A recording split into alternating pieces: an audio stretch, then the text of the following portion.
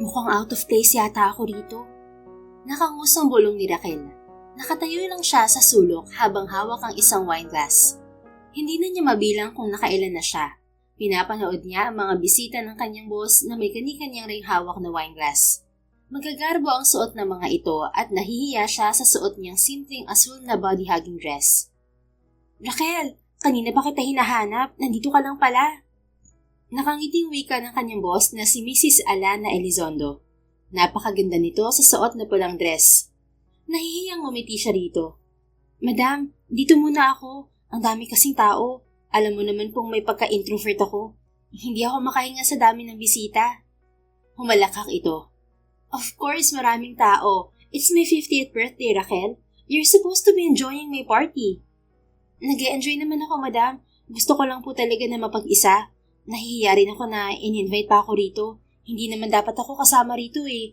Personal assistant mo lang po ako tapos nandito ako. Umirap ang ginang at masuyo siyang hinawakan sa braso. Don't say that, Raquel. You're way more than just my personal assistant. Para na kitang anak. Alam mo naman na wala akong anak na babae. Napangiti siya rito. Si Mrs. Elizondo ang nagpaaral sa kanya mula noong magkolehiyo siya. Nakilala niya ito dahil ito ang may-ari ng Elizondo Foundation na siyang nagbigay sa kanya ng scholarship. Pagkatapos niyang makagraduate ay kinuha na siya ng ginang bilang personal assistant nito sa foundation. Madam, alam kong boss kita. Pero parang nanay na rin po ang turing ko sa'yo. Maaga nga kasing namatay ang nanay ko dahil sa TB. Tapos yung tatay ko naman may bagong pamilya na. Kaya sobrang grateful po talaga ako na maging bahagi ng buhay mo, madam. At para ituring mo pang anak, aswerte-swerte ko talaga. Lumapad ang ngiti sa kanya ni Mrs. Elizondo. Magsasalita sana ito, ngunit nakarinig sila ng malakas na lagabog sa gitnang bahagi ng malawak na hall. Napatingin si Raquel sa bandang gitna at nakitang nakasubsob sa malaking cake si Gael Elizondo, ang bunsong anak ng kanyang boss. Ito rin ang kasalukuyang CEO ng Elizondo Group of Companies, isa yung malaking business empire na sumasaklaw sa construction, real estate at banking and finance. Oh my God, Gael! Bulalas ni Mrs. Elizondo nang makita ang anak. Pinagtitinginan na ito ng mga bisitang naroon. Kaagad nilapitan ng ginang ang anak. Lumapit din si Raquel upang tulungan ang kanyang amo sa pag-alalay sa binata. Mukhang lasing ito dahil sa namumula nitong mukha at namumungay ng mga mata. What are you doing, Gael? Look at your suit. Nadumihan ka na. Oh my God, son. I'm fine, Mom. Don't worry about me. I'm just a little tipsy. Lasing na wika ni Gael habang pinipilit na tumayo ng maayos. Muntik pa itong matumba. Ngunit mabuti na lang at inalalayan agad ito ni Raquel sa braso. Inakbay niya ang braso nito sa kanyang balikat upang makatayo ito ng maayos. You have to go home, son. My God, look at yourself. Raquel, pakitawag naman si Mang Bonnie. Tukoy ni Mrs. Elizondo sa driver nito. Tumalima si Raquel at inalis ang braso ni Gael sa kanyang balikat. Hey, where are you going? Tanong nito sa kanya at hinatak siya sa braso. Sir Gael? Gael, anak, let go of her. Kailangan niya tawagin si Mang Bonnie para makauwi ka na. Saway ni Mrs. Elizondo sa anak. Ngunit nanatiling nakatitig sa kanya si Gael. Tila inaantok ang mga mata nito habang hawak pa rin siya sa braso. Gayunpaman, hindi mapigilan ni Raquel na hangaan ang kagwapuhang taglay nito. Sa 8 taon niyang pagtatrabaho kay Mrs. Elizondo, madalas na niyang makita at batiin ang binata tuwing may okasyon o bumibisita sila sa kumpanya. Ngunit hindi sila kailanman nagkaroon ng malalim na pag-uusap. Who are you again? You look familiar to me. Lasing nitong tanong sa kanya. Sir Gael, personal assistant ako ng mami mo. Ako si Raquel Fariñas. Pakibitiwan na ako, sir. Kailangan ko kasing tawagin si Mang Bonnie para may hatid ka na pa uwi. Umirap ito at binitiwan na rin siya. Doon nakahinga ng maluwag si Raquel. Ngumiti siya rito bago naglakad paalis. Tinawag niya si Mang Bonnie sa labas ng hotel. Pagbalik niya sa loob ay nakasalampak na sa sahig si Gael habang inaalalayan pa rin ni Mrs. Elizondo. Come on, son. Tumayo ka na riyan. Nakakahiya sa mga bisita. Mahinang pakiusap ng ginang. Tinulungan ito ni Mang Bonnie na itayo ang binata. Hinawakan naman siya ni Mrs. Elizondo sa kanyang braso at bumulong. Raquel, can I ask you a favor? Pwede mo bang samahan si Gael na makauwi sa bahay? Alam mo naman na hindi ako pwedeng umalis dito ngayon. Marami akong bisita. Ayoko naman na umuwi siya nang walang kasama. Baka kung anong gawin niya habang nasa kotse. Can you take care of him, please? Kahit pagkahatid mo sa bahay, pwede ka nang bumalik dito. Hinitian niya ito. Oo naman, madam. Huwag po kayong mag-alala. Ako ang bahala sa anak mong pasaway. Thank you, Raquel. I really appreciate it. Are you sure ayos lang sa'yo? You've been drinking. Ayos lang po. Medyo tipsy lang ako ngayon at may counting hilo. Pero ayos lang po talaga ako. Are you sure talaga? Yes na yes po, madam. Sige na po, sasamahan ko na si Sir Gael. Enjoy ko po dito. Birthday mo pa naman tapos nai-stress ka sa anak mong pasaway. Tinawanan lang siya nito. Maya-maya, umalis na siya kasama si Gael at si Mang Bonnie. Muntik pang magsuka ang binata sa loob ng kotse habang binabaybay nila ang daan pauwi ng Antipolo. Sir Gael, huwag kang malikot. Pinupunasan ko tong suit mo. Pati pala sa mukha mo yan may dumi ka. Grabe naman kasi yung ginawa mo, sir. Isubsob mo ba naman ang sarili mo sa cake? Napapailing na wika ni Raquel habang nililinis ng tissue ang suit at ang mukha nito. Stop doing this, Raquel. I'm not your baby. I'm already 32. I'm a grown-up man. Ano naman ngayon kung 32 ka na? 30 naman na ako, sir. Kaunti lang ang tanda mo sa akin. Pero tama ka, hindi nga kita baby.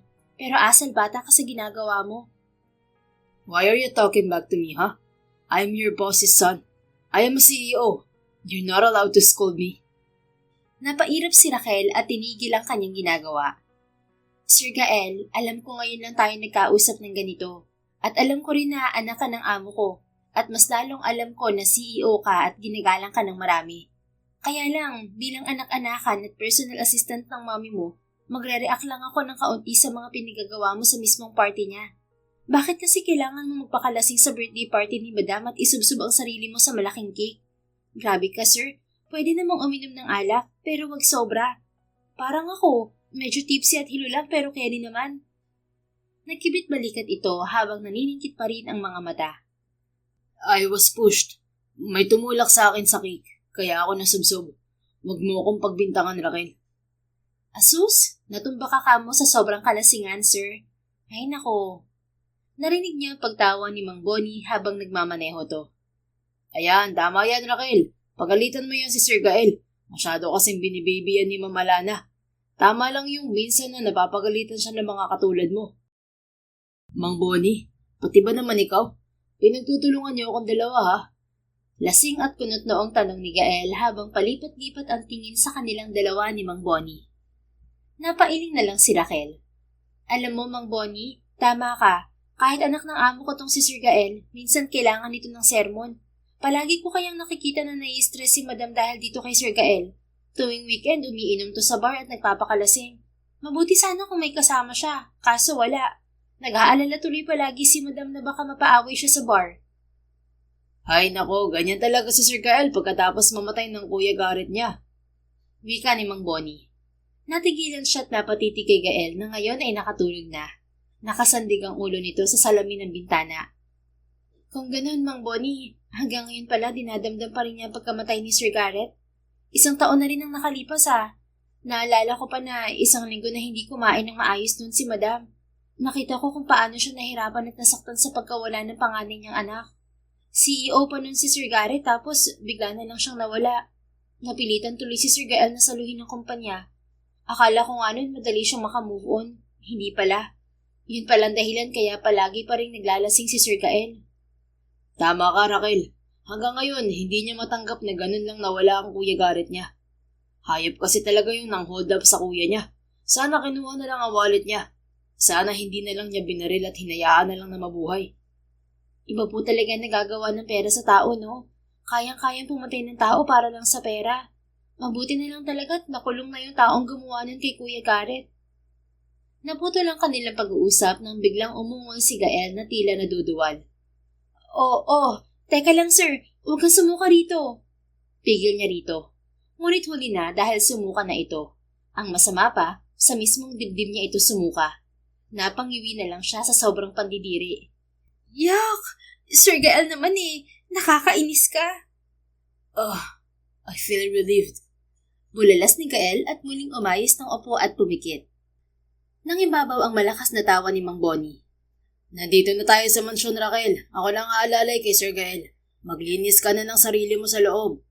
Wika ng driver bago bumaba ng kotse at tinulungan na makababa si Gael. Diring-diri na pinunasan ni Raquel ng tissue ang suka ng binata sa kanyang suot na dress. Ngunit hindi sapat yun. Kaya naman, napilitan siyang pumasok na lang sa mansyon upang makigamit ng banyo. Nang tuluyang malinisan ang kanyang dress, ay naabutan pa niya si Gael at si Mang Bonnie sa may hagdan. Oh, bakit nandito pa kayo, Mang Bonnie? Itong si Sir Gael, namamatigas. Ayaw umakyat sa taas. Gusto yata na magpabuhat. Nirarayo mo pa naman ako. Alam mo na, matanda na ako. Tugon ni Mang Bonnie habang hirap na hirap sa pag-akay sa pinata. Anong magpapabuhat? Ang bigat-bigat kaya niyan, Mang Bonnie. Ay nako, tara na nga, tutulungan na po kita. Lumapit siya at isinampay ang isa pang braso ni Gael sa kanyang balikat. Sir Gael, umayos ka naman oh. Maawa ka na kay Mang Bonnie. May rayuma yung tao tapos pahihirapan mo pa. Eh kung iwan ka kaya namin dito. Kumunot ang noon ni Gael at tumingin kay Mang Bonnie. May rayuma ka, Mang Bonnie? I'm sorry. I just waited for Raquel to help me out. Ha? Ako, sir? Bakit mo naman ako hinihintay? Singit ni Raquel. Because I want to apologize to you. Bukas ka nalang mag-apologize sa pagsuka mo sa akin, sir. Sa ngayon tayo na sa taas. Sumasakit na ang tuhod ni Mang Bonnie sa'yo. Okay, fine. Sa'yo na lang ako magpapahatid sa taas, Raquel. Come on. Bumitiw ito kay Mang Bonnie kaya nasa lulahat ni Raquel ang bigat ng binata. Napangiwi siya ngunit nakaya naman niya. Sinusubukan din kasi ng binata na umayos ng tayo. Mang Bonnie, sige na. Kaya ko na po ito. Mukhang nahihirapan ka eh. Ako nang bahala. Magpahinga ka muna. Sigurado ka, Raquel? Opo, nakakapaglakad naman si Sir Gael. Kailangan lang ng kaunting alalay. Nakangiting tumalima na lamang ito. Sige, hihintayin na lang kita sa labas, Raquel. Sige po, Mang Bonnie. Nang makaalis si Mang Bonnie, sa kanya inalalayan sa pag-akyat ng hagdan si Gael. Nakakapanibago dahil hindi niya masyadong naramdaman ang bigat nito. Nang makarating sa kwarto nito ay pinahiganan niya ito sa kama. Umungol ito habang nakapikit ang mga mata. Ay, salamat, natapos din. O ano sir, maiwan na kita dito. Bahala ka na sa buhay mo ha. Babalik na ako sa party. Aalis na sana siya ngunit nagulat siya nang hatakin nito ang kamay niya. Bumagsak siya sa tabi nito at muntik pang magkadikit ang kanilang mga labi. Sir Gael, ano ba yan? Sinubukan niyang tumayo ngunit muli siya nitong hinatak upang manatili sa pagkakahiga. Dumilat ang mga mata nito at sinalubong ang mga mata niya. Pakiramdam ni Raquel ay mauubusan siya ng hininga. Sino ba naman ang kakalma kung ganoon siya kalapit sa gwapong binata? I remember you now, Raquel. Ikaw yung palagi nakasunod kay Mommy. You're just a quiet girl, but I caught you so many times. Ha? Anong sinasabi mo, sir? You're always staring at me when I'm not looking. Anong sinasabi mo, sir? Ngayon nga lang tayo nagkausap ng ganito sa 8 taon kong pagtatrabaho sa mami mo. Pagbibintangan mo pa ako na tumititig sa'yo palagi? Taray ha? I know, pero hindi ito ang unang beses na nagkita tayo. Naalala mo, sa office ko, kapag pumupunta si Mami ron at kasama ka, nakikita kitang nakatitig sa akin. You like me, don't you? Napalanok siya. Gusto niyang itanggi yun, ngunit magsisinungaling siya. Totoo ngang napapatitig siya rito noon tuwing hindi ito nakatingin. Ngunit natural lamang yon dahil gwapo ito. Pero hindi ibig sabihin na gusto na kita, Sir Gael. Oo, gwapo ka, pero wag ka namang asyumero. Masama yun, sir. I'm not assuming anything, Raquel. You may be a quiet kind of woman, but I could read your actions. Teka nga, sir. Anong connect na mga sinasabi mo sa paghatak mo sa akin? Lasing ka lang kaya pwede mong pakawalan mo na ako. Baka may makakita sa atin, sir. Umangat ang sulok ng labi nito. Nagsalita ang hindi lasing. Hindi talaga ako lasing, sir. Tipsy lang. Ang dami ko na rin kasing nainom na wine doon sa party. Natigil siya sa pagsasalita nang masuyo nitong hinawakan ng pisngi niya. Can I kiss you, Raquel? Napalunok siya. Ganun na lamang ang pagkarera ng kanyang dibdib. Ano ka mo, sir? I said, can I kiss you? Umawang ang bibig niya ngunit walang salitang lumabas. Tila nahipnotismo siya ng mapupungay ng mga mata ni Gael. Isali pa ang nakakaadik na amoy nito ng pinaghalong alak at mamahali nitong pabango. Hindi rin nakatulong na ngayon lamang niya naramdaman ang pagkahilo dahil sa maraming wine na nainom sa party kanina. Silence means yes, I guess. Halos pabulong na wika nito. Bago pa makahuma si Raquel, ay sinunggaban na nito ang mga labi niya. Napasinghap siya. Sa labis na gulat ay hindi siya nakagalaw, hanggang sa unti-unti siyang madala sa bawat galaw ng mga labi nito. Napapikit siya at tinugunan ang mga halik ng binata. Nawala na siya ng tuluyan sa kanyang katinoan at tuluyang nagpadala sa mga halik nito. Alas 5 ng madaling araw nang biglang maalimpungatan si Gael. Tila pinupukpok ng martilyo ang kanyang ulo dahil sa hangover. Halos nakapikit siya nang magtungo sa banyo upang umihi. Pagbalik niya sa kama, nagulat siya dahil may nakahiga roon na babae at natutulog. Oh my God, who is she? Patakbo niyang tinungo ang pinto ng kwarto at inilak yon sa takot na baka biglang may pumasok. Pakiramdam niya'y nagising ang kanyang diwa. Gumalaw ang babae sa kanyang kama at nagkusot ng mga mata nito. Pagkatapos, dahan-dahan itong nagdilat ng mga mata at nagtama ang kanilang tingin. Raquel? Gulat na bulalas niya nang makilala ito. Tama, si Raquel nga. Unti-unti nang bumabalik sa alaala niya ang nangyari kagabi. Nanlaki naman ang mga mata ni Raquel nang makita siya. Sir Gael, may naganap no? Kabadong tanong nito. I guess so. Napaiwas ito ng tingin at namula. Kaagad tuloy siyang nagbihis ng maayos. Nang matapos, umupo siya sa harap ng dalaga at bumuntong hininga. Raquel, I know that you're mad about what happened, but can you not tell this to Mom? Magagalit yun panigurado. Anong tingin mo sa akin, sir? Kiss and tell type? Bakit ko naman ikukwento sa kanya to? Di ako rin ang kahiyahiya. At saka, hindi naman ako galit, sir. Umangat ang sulok ng labi niya. You're not mad about what happened between us? Well, we enjoyed it both, am I right? Napakagatlabi ito at umiwas ng tingin. Hindi sa ganun, sir. Ang ibig kong sabihin, hindi mo naman ako pinilit. Ako tong medyo nasa katinoan kagabi. Well, medyo lasing lang pero mas matino pa rin. Pero nagpadala pa rin ako sa'yo. Kaya hindi ako galit, sir. Pareho naman natin ginusto to. Sabagay, tama ka naman. But let me ask you a question. Do you have a boyfriend? Wala, sir. Bakit mo naman natanong yan? Good. Mabuti nang sigurado. Ikaw, sir, baka may girlfriend ka. Ayokong masugod bigla at masabunutan. Natawa siya rito. Wala akong girlfriend, Raquel. Don't worry. Walang susugod sa'yo at walang sasabunot. Mabuti naman po. Sige sir, aalis na ako. Ako na lang ang bahalang maghanap ng palusot kay madam. Kung bakit hindi ako nakabalik kagabi sa party niya. Oh, wait. Hindi ba hinihintay ka ni Mang Bonnie kagabi sa labas? Bakit hindi ka niya binalikan dito? Kumunot ang noon nito at nagtaka na rin. Oo nga no. Bakit nga ba? Tiyak na inamag na yung kakahintay sa akin. Sandali nga lang sir. Talikod ka muna. Ngumisi siya ng nakakaloko. Napansin niya ng dalaga at kaagad na pinamulahan ng muka. Alam ko nakita mo na to sir, pero tama na yung isang beses. Huwag ka nang umulit pwede. Nagkamali lang tayo pareho at mga lasing. I'm not saying anything, Raquel.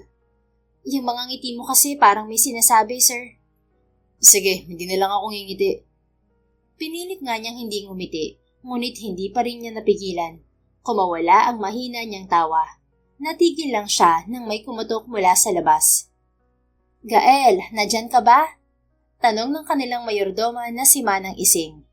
Kaagad na taranta si Gael. Ganoon din si Raquel na kaagad niyang sinenyasan na magtago sa walk-in closet niya. Nang buksan niya ang pinto ay bumungad ang nagtatakang mukha ni Manang Ising. Bakit ang tagal mong buksan, Gael? Kanina pa kita tinatawag. Alam ko madaling araw pa lang pero emergency kasi itong sasabihin ko sa'yo. Bakit Manang Ising? Ano po bang sasabihin mo? Tumawag sa telepono ang driver ng mami mo, si Bonnie. Nasa ospital sila. Sinugod sa ospital ang mami mo. Inatake ng hypertension. What? Kaagad binunggo ng matinding kaba ang kanyang dibdib. Kanina pa raw tumatawag si Bonnie sa'yo pero hindi ka matawagan, Gael. Pareho kayo ni Raquel. Pero teka lang, hindi ko yata napansin na umalis si Raquel kagabi. Nakita ko siyang inaalalayan kang makaakit kagabi habang nalasing ka. Hinihintay nga siya ni Bonnie kagabi sa labas pero bigla nga tumawag yung isang kaibigan ng mami mo at sinabing inatake nga raw ng hypertension si Madam. Kaya ayun, nagmadaling umalis si Bonnie at hindi na nakapagpaalam kay Raquel. Nakalimutan ko ring tingnan kung nakauwi si Raquel at kung may naghatid ba sa kanya. Napakurap-kurap siya at patay mali siyang napakamot sa kanyang batok. Nilingon niya ang kanyang walk-in closet kung saan nagtatago ang dalaga. Si Raquel? Hindi ko siya nakita manang ising. Baka nakauwi na kagabi. Hindi lang nagpaalam. Pero kung nakauwi na siya, bakit hindi siya matawagan ni Bonnie kagabi pa? Nako, baka kung ano na nangyari dun ah. Baka ayos lang naman siya manang ising. Let's not talk about her right now. Nag-aalala ako kay Mommy. Kumusta raw siya? Is she okay? Ayos na raw siya. Medyo tumaas lang ang blood pressure kagabi rin sa birthday party niya. Malamang napagod yun o kaya kumain ng bawal. Pero mamaya makakauwi na rin siya. Talagang ginising lang kita kasi pinapatingnan ka rin sa akin ng mami mo. Alam niya kasing lasing na lasing ka kagabi. Teka nga, bakit parang may iba akong naaamoy sa'yo, Gael? Nalukot ang ilong nito at sinubukan siyang amuyin sa dibdib, ngunit kaagad siyang umatras. Nagpabango ka ba, Gael? Bakit parang amoy babae ka? Ha? Wala po akong babae manang ising. Why would I bring a woman inside my room? Di pinagalitan ako ni Mommy. Alam mo naman yun, conservative. Nako, siguraduhin mo lang, Gael, dahil kapag nalaman-laman ko lang na nagdadala ka ng babae riyan sa kwarto mo, nako, isusumbong talaga kita sa mami mo. O siya, sige na, aalis na ako. Matulog ka na ulit. Pasensya ka na sa istorbo. It's okay, manang ising. But I'm worried about my mom. Pwede ko kaya siyang puntahan ngayon sa ospital? Just to check on her? Huwag na raw. Uuwi na rin daw siya mamaya. Huwag ka na mag-alala. Ayos lang siya. Minomonitor lang daw ng mga doktor. Sige na't magpahinga ka pa. Mamaya ka pa naman papasok sa opisina mo. Napatango na lang si Gael at napabuntong hininga. Nang makaalis si Manang Ising ay muli niyang nilak ang pinto at pinuntahan si Raquel sa walk-in closet. Nakapag-ayos na rin ito ng sarili. Sir, paano ako lalabas nito? Baka makita ako ng mga maids niyo sa labas. Don't worry, tulog pa ang ibang maid. Si Manang Ising pa lang ang gising. Tungkol naman sa guard namin na nasa gate, ako na lang kakausap para wag na siya magsalita. Raquel, you have to be careful, okay? Kapag isa sa mga maids na nakakita sa'yo, paniguradong isusumbong tayo nun kay Mommy. Loyal silang lahat kay Mommy kaya mag-iingat ka. Gusto mo bang samahan pa kita? Naku, hindi na sir. Mas okay na ako na lang mag-isa. Kung sakali man na mahuli ako, makakaisip ako ng ibang palusot kung bakit nandito pa rin ako at inumaga ng alis. Napabuntong hininga na lang siya. Fine. Sige na, go ahead. Ngumiti ito ng maliit at nilampasan siya. Raquel. Habol niya sa dalaga. Bakit, sir? Sorry about what happened. Allowed ka magalit sa akin kahit anak pa ako ng boss mo. Okay lang, sir. Sabi ko nga hindi ako galit. Sige na po, aalis na ako. Dahan-dahan nitong binuksan ang pinto at sumilip muna sa labas bago naglakad paalis. Nang tuluyang makaalis ang dalaga ay napaupo na lang siya sa kanyang malaking kama at dahan-dahang napangiti. Hindi na siya natulog at dumiretso na siya ng opisina pagsapit ng 7:00 ng umaga. Pagdating ng tanghali ay sandali siyang umuwi sa kanilang mansyon upang puntahan ng kanyang ina. Kakauwi lang nito galing ospital. Nadatnan niya itong nagbabasa ng magazine sa malawak na garden area. Mom! Niyakap niya ito mula sa likod. Nagulat naman ito ngunit niyakap naman siya pabalik. Oh my son, are you okay now? Wala kang hangover? Masuyo nitong tanong sa kanya. Mom, bakit ako tinatanong mo? Ikaw tong galing sa ospital. How are you feeling? I'm totally fine, anak. Stop worrying about me. Hindi naman ako pauuwiin ng doktor dito kung hindi ako okay. Napabuntong hininga siya at kumalas mula sa pagkakayakap dito. Umupo siya sa tapat nito. Mom, I'm really sorry about last night. Ginulo ko ang party mo. Nasobrahan ako ng alak. Ako pa yata ang dahilan kung bakit ka inatake ng hypertension mo. Don't blame yourself, anak. At ano pa bang magagawa ko sa paglalasing mo kagabi? Nangyari na ang nangyari.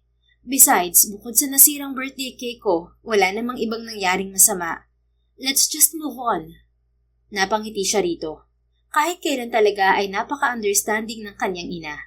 Ngunit sandaling nabura ang mga ngiti ni Gael nang mapatingin siya sa babaeng paparating at may bitbit na isang tasa ng tsaa. Raquel, gulat na wika niya. Kaagad siyang tumayo. Napatingin din sa kanya ang dalaga at nanlaki ang mga mata. Dumula sa mga kamay nito ang hawak na tasa at natapon ang laman nun sa suot nitong fitted na blazer. "Oh, what happened to you, Raquel?" Gulat na tanong ng kanyang ina rito. Natapon po yung tiyaan na ginawa ko para sa'yo, madam." "You look distracted, Iha. Are you okay?" Imbes na sumagot ay tinapunan siya ng tingin ng dalaga. Tinaasan naman niya ito ng mga kilay at humisi ng nakakaloko. Kaagad itong napaiwas ng tingin sa kanya at binalingan ang kanyang ina. "Ayos lang ako, madam. Punta lang muna po ako ng CR. Ayusin ko lang po itong damit ko. Tapos saka kita igagawa ulit ng tsaa." Tumalima ang kanyang ina. Nang makaalis si Raquel, nagpaalam din muna si Gael upang sundan ng dalaga. Naabutan niya ito bago pumasok sa CR. Raquel, wait. Tila napaso ang dalaga sa paghawak niya sa braso nito, kaya kaagad na lumayo sa kanya. "Hey, chill out. Ako lang to." Anya't itinaas ang kanyang mga kamay. Napapalunok na tumitig ito sa kanya. "Sir Gael, anong kailangan mo? Bakit mo ko sinundan dito? Baka may makakita sa atin." "So what? Wala naman tayong ginagawang masama ah." "Wala nga, pero baka bigyan ng meaning ng makakakita sa atin, sir. Mabuti na yung nag-iingat. Ayoko kayang malink sa'yo. Magiging kulelat lang ako sa paningin nila." "Bakit ba iniisip mo ang magiging tingin nila sa'yo?" "Hala siya? Bakit, sir? Hindi ba ayaw mo rin na malaman ni madam at ng mga maids mo ang nangyari kagabi?" "Yes, pero hindi ibig sabihin nun na gusto kong itago na magitan sa ating dalawa. Gusto lang kitang protektahan, Raquel. I know how much you love your job. At maganda rin ang samahan niyo ni Mommy. Kaya ayokong dahil sa nangyari kagabi magbagong relasyon yung dalawa. Kung ibang babae ka lang, wala akong pakialam kahit malaman niya." Natigilan ito at napaiwas ng tingin sa binata. "So, bakit mo nga ako sinundan, sir?" Napakamot siya sa kanyang ulo. Hindi niya alam ang kanyang isasagot. Bakit nga ba siya sumunod dito? Para saan? "Well, gusto ko lang i-check kung wala kang hangover. Wala bang masakit sa'yo?" Palusot niya. Kumunot ang noo ni Raquel at muli siyang tinitigan. Bahagya pa itong natawa. "Si Sir Gael naman, sa ating dalawa ikaw ang mas lasing kagabi. Nagtataka nga ako kung bakit naaalala mo pa yung nangyari kagabi. Nasa isip ko nga kanina nang makauwi ako sa apartment ko na baka magsisi ka sa nangyari kagabi dahil sa dami ng babae. Ako pa ang nakasama mo. Saka okay lang po ako. Kaya kong tiisin ang pananakit ng katawan ko." "Well, buti naman. I just wanted to make sure. At gusto ko lang din itanong kung paano ka nakatakas kaninang madaling araw. Kung may nakakita ba sa'yo na galing ka sa kwarto ko?" "Wala naman, sir. Yung guard lang sa labas ang nakakita sa akin. Pero hindi naman nagtanong. Nginitian pa nga ako eh. Sanay naman siyang nakikita ako palagi rito." "Sige, ako na ang bahala ron, Raquel. Mabalik tayo. Tungkol sa sinabi mo na baka magsisi ako sa nangyari. Hindi ako nagsisisi. Kahit lasing ako, alam ko ang ginawa ko. Medyo nakalimutan ko lang nang magising ako kanina. Pero naalala ko rin eventually." Napalunok ang dalaga. Kitang-kita niya ang pamumula ng makinis nitong pisngi. Simpleng babae lamang si Raquel. Katamtaman ang tangkad at madalas ay manipis na makeup lamang ang nilalagay sa muka. Gayunpaman, litaw na litaw ang natural nitong ganda at kinis ng balat. "Kahit na, Sir Gael, mali pa rin na nangyari yun. Hindi sa sinisisi kita ha. Kagaya ng sinabi ko, pareho nating ginusto ang nangyari. Tapos na yun at wala na tayong magagawa. Basta kalimutan na lang natin na nangyari yun, sir ha. Huwag mo na akong tingnan ng ganun. Kagaya kanina, nangaasar ka pa. Natapon ko tuloy yung tsaa. Huwag ganun na. Ayokong mahalata tayong dalawa." Natawa siya ng mahina. "Wow, ako pa talaga ang sinisi mo, Raquel. Nakangiti lang naman ako sa'yo kanina ah. Wala naman akong sinabi. Ikaw tong bigla na lang pinadulas ang tsaa sa kamay. Hindi ko nakasalanan na naaapektuhan ka sa titig ko kanina. Kaya yan, nadumihan na ang suot mo." "Basta sir, huwag ka nang umiti ulit ng ganun sa akin. Bumalik na lang tayo sa dati na hindi tayo nag-uusap. Yung binabati lang kita tuwing nagkakasalubong tayo sa company mo o doon mismo sa foundation. Last na to, sir." Madrama siyang napahawak sa kanyang dibdib. "Ouch! Bakit parang tinataboy mo ko, Raquel? Ang sakit ah. Ikaw lang ang babaeng gumawa nito sa akin. Tapos kanina sabi mo ayaw mong malig sa akin dahil ayaw mong makukulit. Bakit? Ano bang problema sa akin?" "Hindi kita itinataboy, sir. Well, parang ganun na nga. Pero ganun talaga eh. Wala namang dahilan para ipagpatuloy ang pag-uusap natin. Anak ka ng boss ko, Sir Gael. Pero kahit ganon, pasaway ka at ayaw kang mapintasan na pumapatol sa pasaway. Grabe ka sa akin, Raquel. Pasaway man ako pero gwapo naman ako. Panalo pa rin. Ewan ko sa'yo, sir. Sabi mo nga anak ako ng boss mo, Raquel. Kaya hindi maiiwasan na magtagpo ang landas nating dalawa. Kahit anong iwas mo, magkikita at magkikita din tayo ng paulit-ulit. Just ignore me na lang tuwing magkikita tayo, okay, sir? Huwag ka na lang pahalata kay madam. Ako pa talaga ang sinabihan mo niyan. Sino bang na-distract kanina dahil lang initian ko? Ikaw, di ba? So warn yourself, Raquel. Ikaw na lang ang umiwas ng tingin sa akin, okay? Sige na nga. Basta yun na yun, sir. Huwag ka na lang lalapit sa akin ulit, ha? Last na to. Magkalimutan na tayo. Muli siyang napangisi at namaywang. Well, I can't promise you that, Raquel. Bakit naman? Nagawa mo na nga akong hindi pansinin dati pa. Bakit hindi mo magagawa ulit? Sorry pero ako yung tipo ng lalaking hindi basta-basta nakakalimot. Hindi pwedeng i-ignore kita ng ganun-ganun na lang tuwing nakikita tayo. Tinitigan siya nito ng masama. Humalukip-kip ito at tumaas ang mga kilay. So, sinasabi mo ba, sir, na hindi mo rin makalimutan yung mga babaeng dumaan sa buhay mo? Kasi sabi mo nga, hindi ka madaling makalimot. Nakangising humakbang siya palapit dito. Kitang-kita naman niya ang paghigpit ni Raquel ng hininga dahil sa ginawa niya. I'm sorry to tell you, Raquel, na hindi ako katulad ng mga lalaking iniisip mo. I'm not a player. Sa 32 years ng buhay ko, nakaisang girlfriend lang ako at tumagal ng 2 years. That was 8 years ago. Mula nun, hindi na ako nakipagrelasyon. I decided to focus on our company as a marketing head. Si Kuya Garrett pa ang CEO nun. Ang sinasabi ko lang, Raquel, ako yung tipo ng lalaki na committed sa isang bagay. Hindi ako palipat-lipat ng babae. Single ako dahil gusto ko. Napakurap-kurap ito habang hindi bumibitiw ng tingin sa kanya. Sir, masyado ka namang malapit. Pwedeng umusod ka ng kaunti?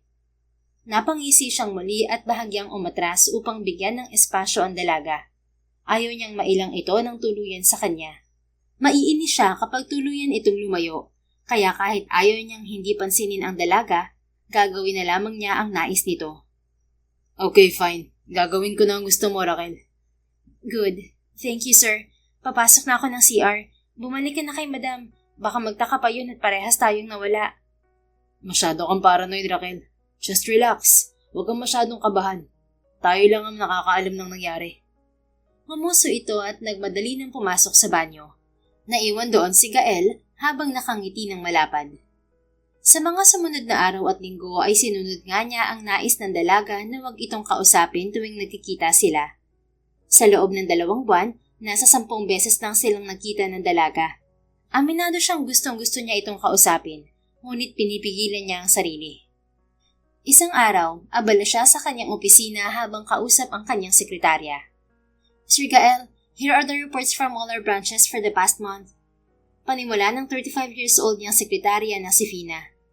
The suggestions and recommendations from each department for the upcoming projects are also here, sir. Kailangan lang po ng approval at signature mo. Tumango si Gael habang dahan-dahang binabasa ang mga nakasulat. Okay, good. Paano naman yung operation sa Elizondo Foundation?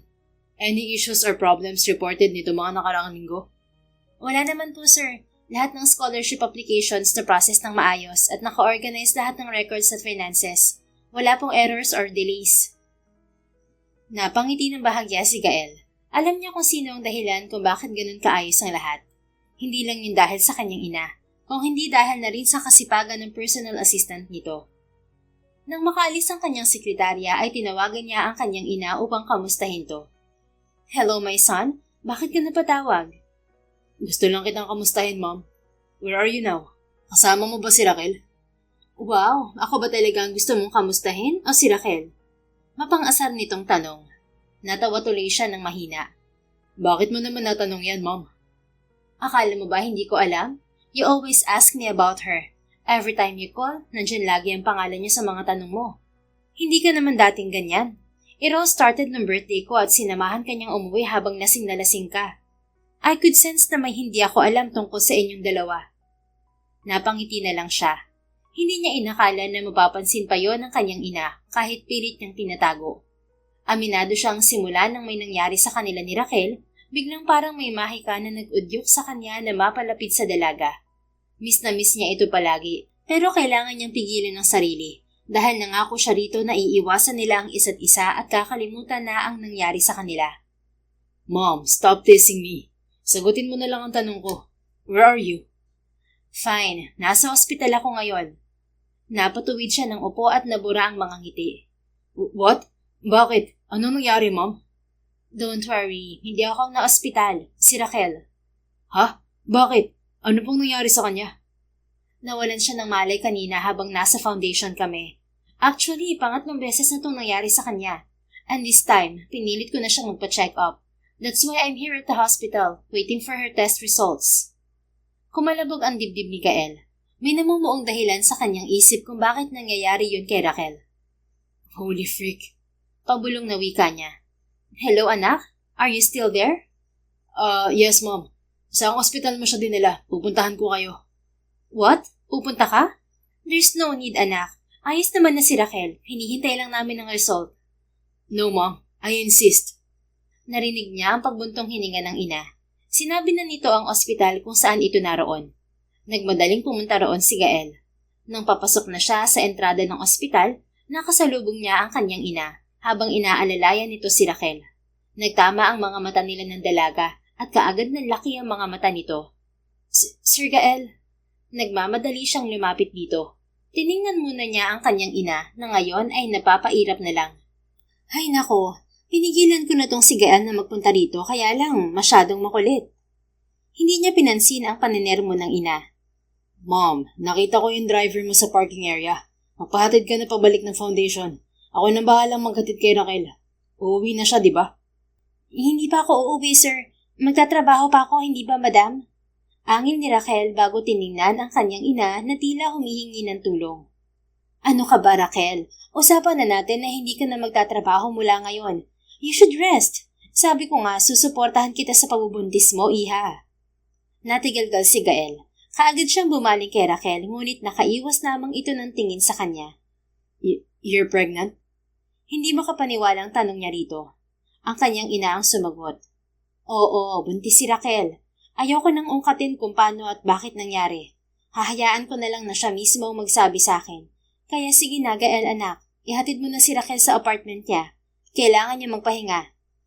Pero madam, angil muli ni Raquel. Marahas na napabuntong hininga na lamang si Gael at hinawakan sa braso ang dalaga. Let's go, ihahatid na kita. Pero Sir Gael, ayoko sumama sa'yo. Bakit? Give me one good enough reason kung bakit ayaw mong sumama sa akin, Raquel. Napalunok ito at napatingin sa kanyang ina. Baka sa matanda ang pagtataka sa ikinikilos nilang dalawa, ngunit hindi ito nagsalita. Basta Sir Gael, ayoko sumama sa'yo. Kay madam na lang ako sasabay. Out of the way ang apartment mo, Raquel. Makakaabala ka lang kay mommy. Ihahatid na kita. I insist. At please lang, huwag ka nang magmatigas. Sige na Raquel, magpahatid ka na kay Gael. Singit ng kanyang ina.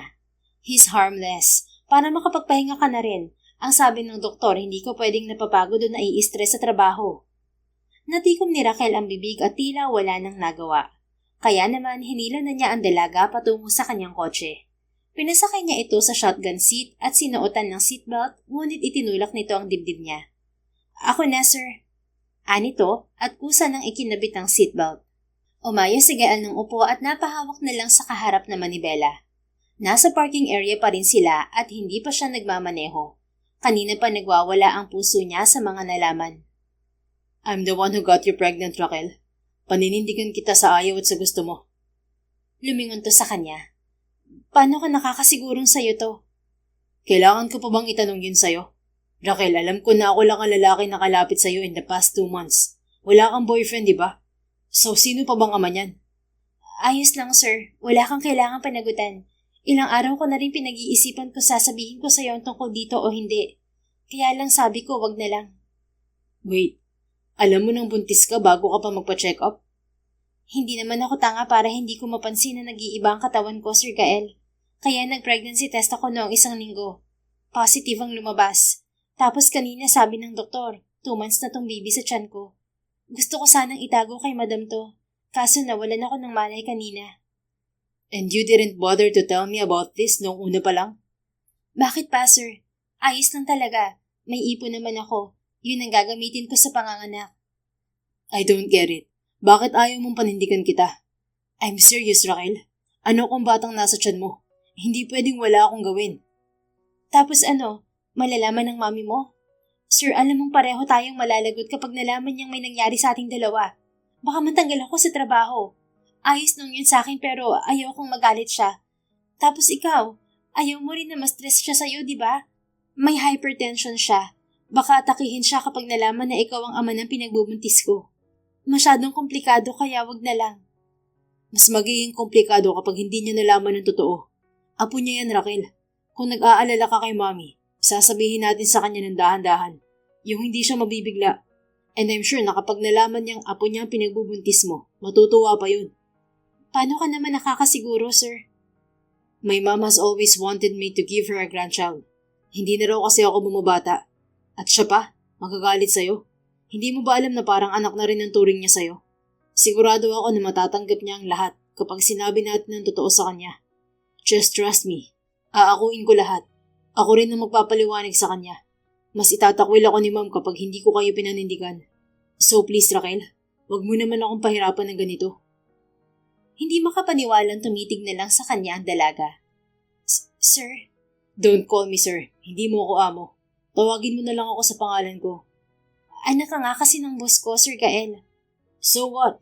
Magkakaroon na tayo ng anak tapos gusto mong sir pa rin ang itawag mo sa akin? Napakamot ito sa batok at tumingin na lamang sa labas ng bintana. Ihahatid na kita sa apartment mo, Raquel. You need to rest. Bukas sasabihin natin kay mami ang lahat. Ano pa bang magagawa ko? Mukhang desidido ka ng panindigan ako. Bahagya siyang natawa at nag-umpisa ng magmaneho.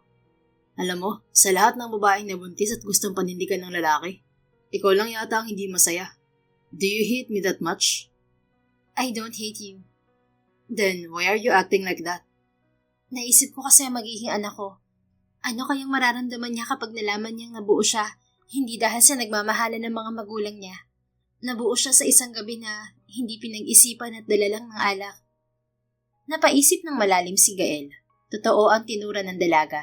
Nakabuo sila hindi dahil sa nagmamahalan sila. Ngunit iba na ngayon ang sitwasyon. Binago ng gabing yon ang tingin niya sa dalaga. You're right, Raquel. Pero importante pa ba yun? Nangyari na at hindi na natin maibabalik pa ang nakaraan. Ang magagawa na lang natin, ibigay ang mga pangangailangan ng magiging anak natin. Maiintindihan din niya yun balang araw. Because the beginning isn't everything, Raquel. What really matters is how we choose to stand by it and make it work. Kung sa bagay, tama ka naman dyan. Mas mag-focus na lang ako sa kung paano ko palalakihin at aalagaan ang magiging anak ko. Kaya lang, ano na lang ang sasabihin sa'yo ng mga empleyado mo, ng mga kakilala mo sa business world, na nakabuntis ka ng isang personal assistant? I don't think I need their opinion, Raquel. At ano naman kung isang katulad mo na buntis ko? You're a hardworking woman. Pinaghirapan mo mga bagay na meron ka ngayon. Hindi mo dapat yun ikahiya. Bakit ba laging ganyan ang mindset mo? Dapat mas isipin mo ang sarili mo kaysa sa sasabihin ng ibang tao. Mula sa gilid ng mata niya, nakita niya ang pagtitig sa kanya ng dalaga. Kumawala ang mga ngiti niya. Stop staring, Raquel. Ha? Hindi ako nakatingin It's okay. Don't be shy about it. Ganyan din naman akong tumitig sa'yo nito mga nakaraang linggo kapag nagkakasama tayo. Bakit mo naman ako tinititigan? Bakit ka ba tumitingin sa isang tao? Balik na tanong niya rito. Kasi curious ka? Nagagandahan? Nagagwapuhan? Tama. Alin din ang sagot mo? Napaismid siya. Ganyan ka ba talaga kamanhid? Grabe ka. Palibhasa tuwing nakikita tayo sa iisang lugar, panaiiwas ka sa akin. Bakit naman kasi kita kakausapin nun? Pagkatapos may mangyari sa atin, ine-expect mo na makikipag-usap ako sa'yo? Saka, usapan na natin yun Oo nga, pero nasobrahan ka sa pag-iwas sa akin. Dati naman, binabati mo ako tuwing magkakasalubong tayo. Pero ngayon, wala nang, "Hi, Sir Gael. Good morning, Sir Gael." Medyo nasaktan ako ron Para ako may ketong kung iwasan mo. Hindi talaga kita iniiwasan nun kasi anak ka ng boss ko. Kaya lang, may nangyaring milagro sa atin.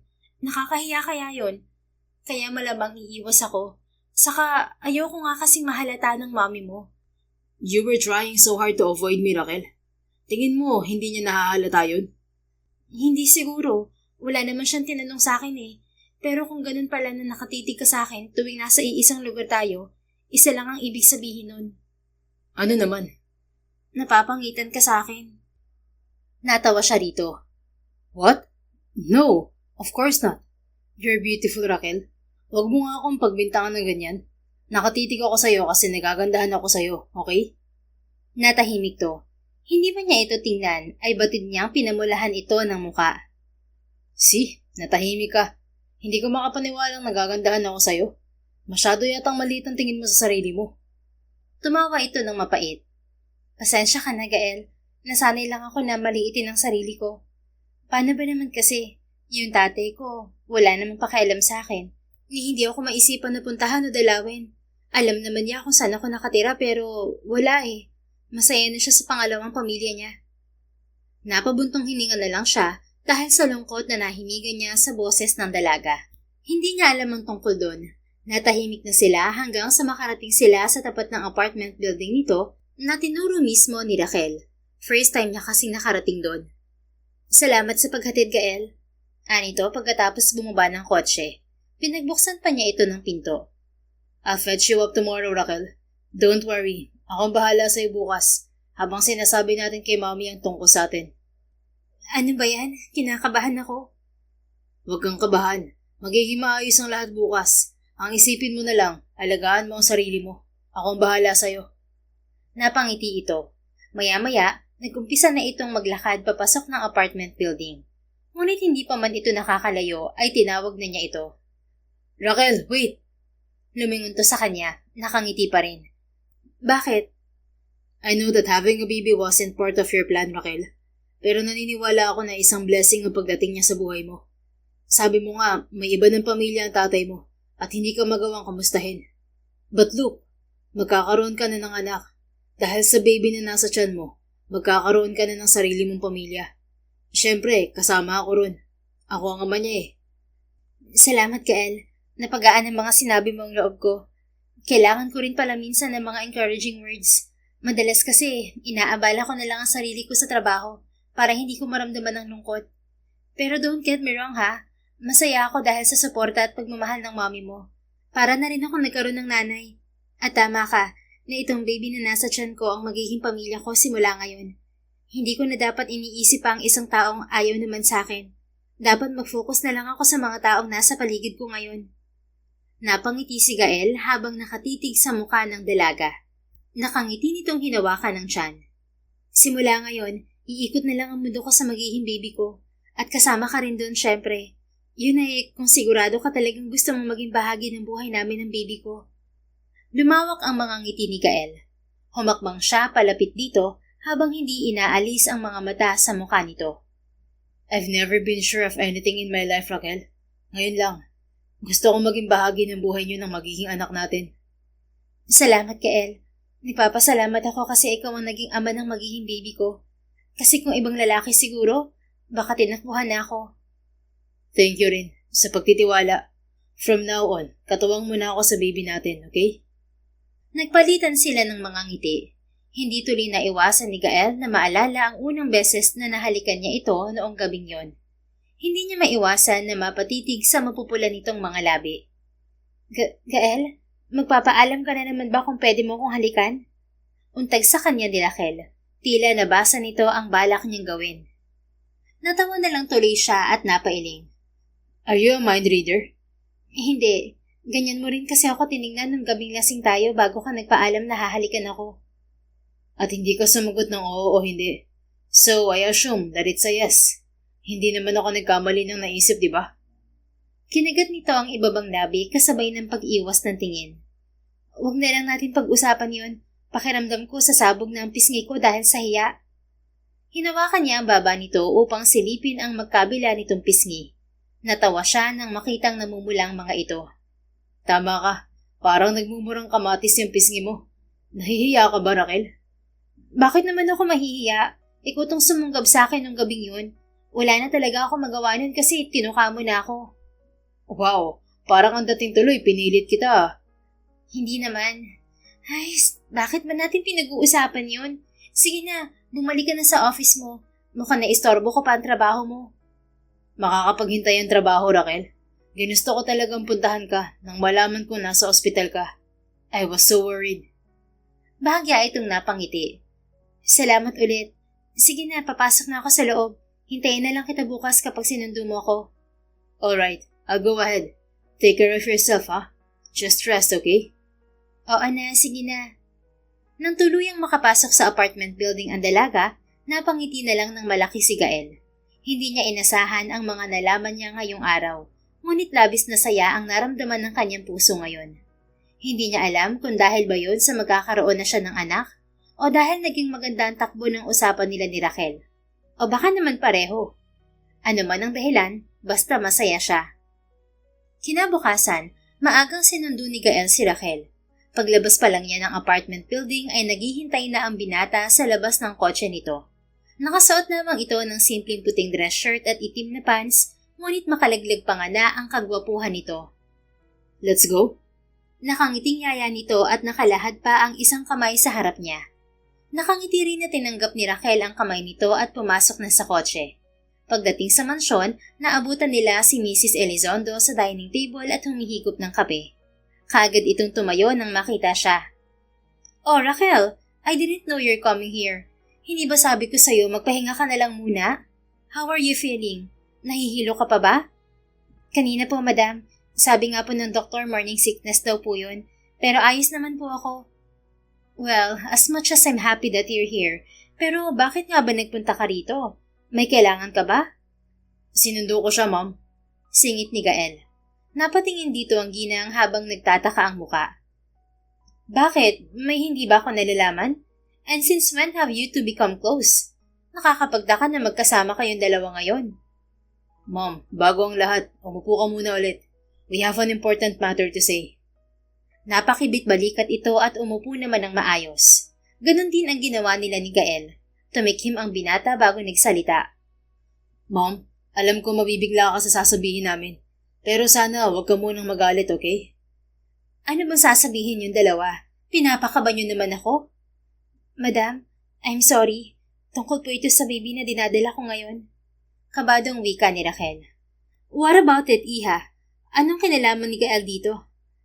Ma'am, ako ang ama ng pinagbubuntis ni Raquel. Walang prenong wika ni Gael. Inabangan ni Raquel ang magiging reaksyon ng ginang. Ngunit sa gulat niya, dahan-dahan itong ngumiti at binigyan pa siya ng aasar ng ngisi. Anong akala niyong dalawa sa akin? Manhid? Na hindi ko nararamdaman ng tensyon sa pagitan niyong dalawa? Of course I know that. Alam kong ang anak ko ang ama ng pinagbubuntis mo, Raquel. Napakurap-kurap siya at napaawang ang bibig. Talaga po, madam? Paano po ninyo nalaman? Yes, ma'am. How did you know? Nalaman mo lang dahil nahahalata mong nag-iiwasan kaming dalawa ni Raquel? Ganun ba?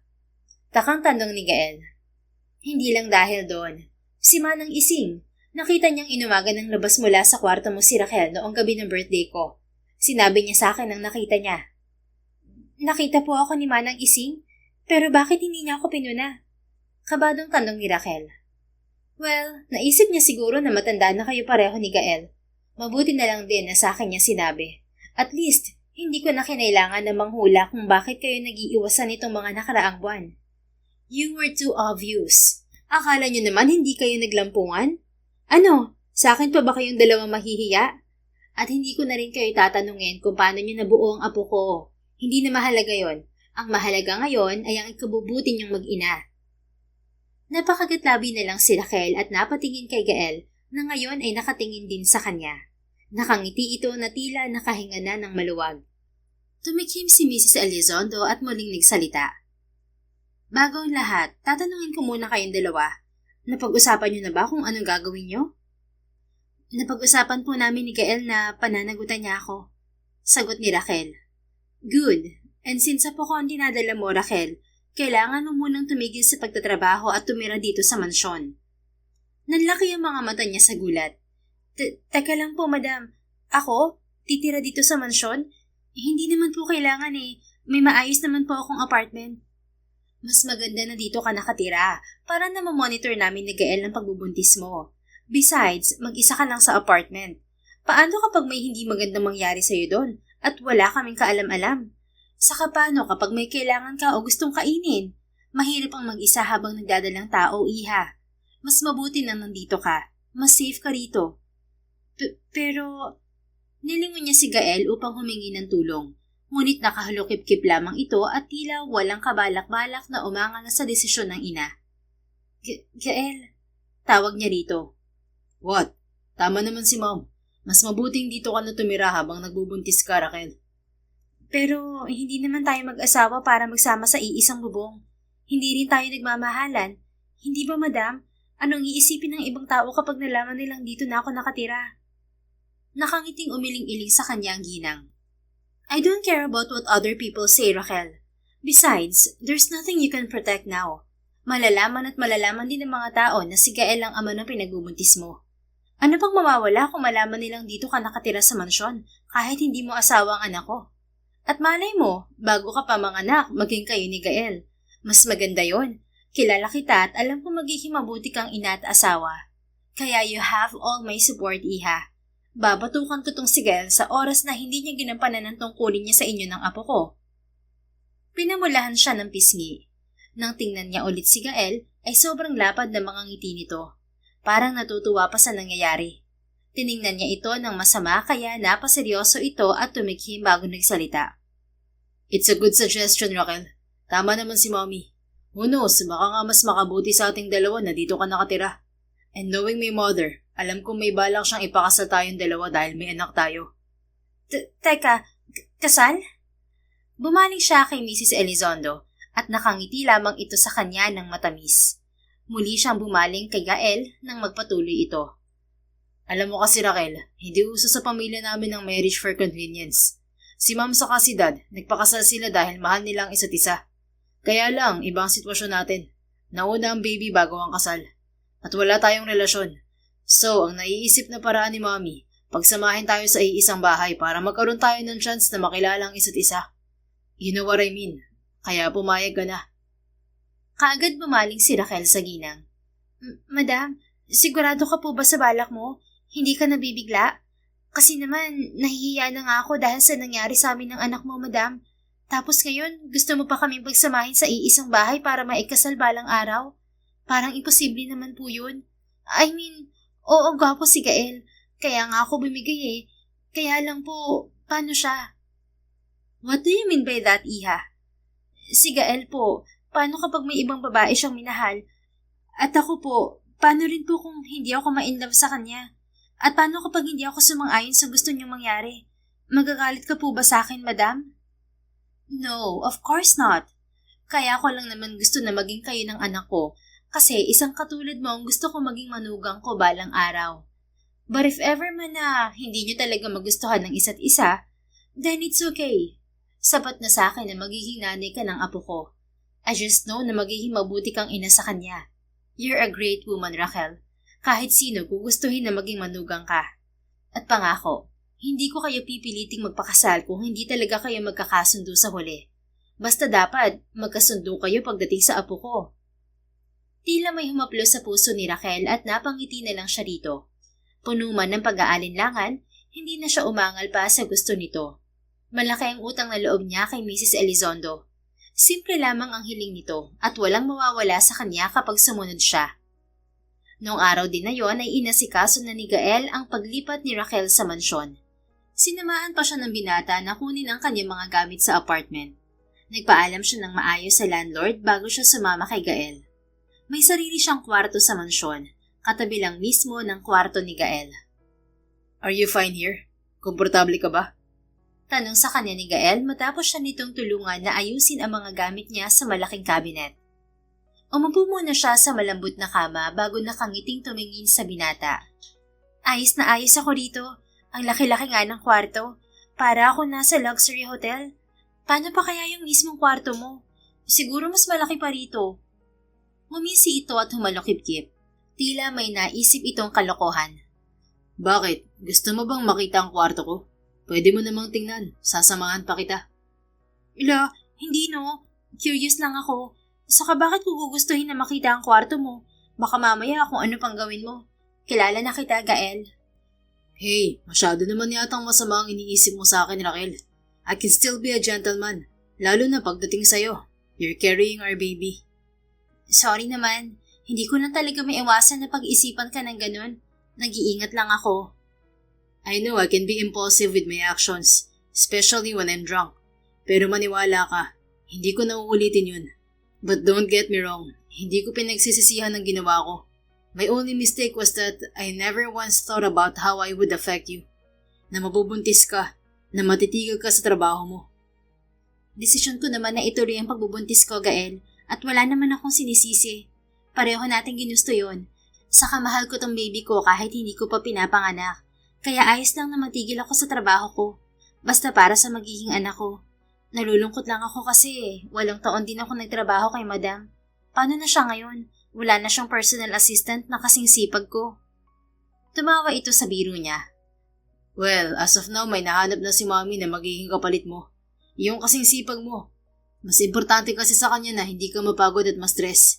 Makakasama yun sa baby natin. Excited din siya na makita ang apo niya. Eh ikaw, excited ka rin bang makita ang magiging anak natin? Lumapad ang mga ngiti nito. Of course, at excited din ako na makita kung paano ka magiging ina sa kanya. Nakikita ko na katulad ni Mommy, you will become as strong, as kind, and as loving as she is. I have no doubt about that. Humakbang ito palapit kay Raquel at umupo sa tabi niya. Nahigit ni Raquel ang kanyang hininga nang magdikit ang kanilang mga braso. To be honest, Raquel, before all of this happened, wala pa talaga sa isip ko ang magkaroon ng anak. I was too focused on work and running the business. But when I found out about the baby, nagbago lahat.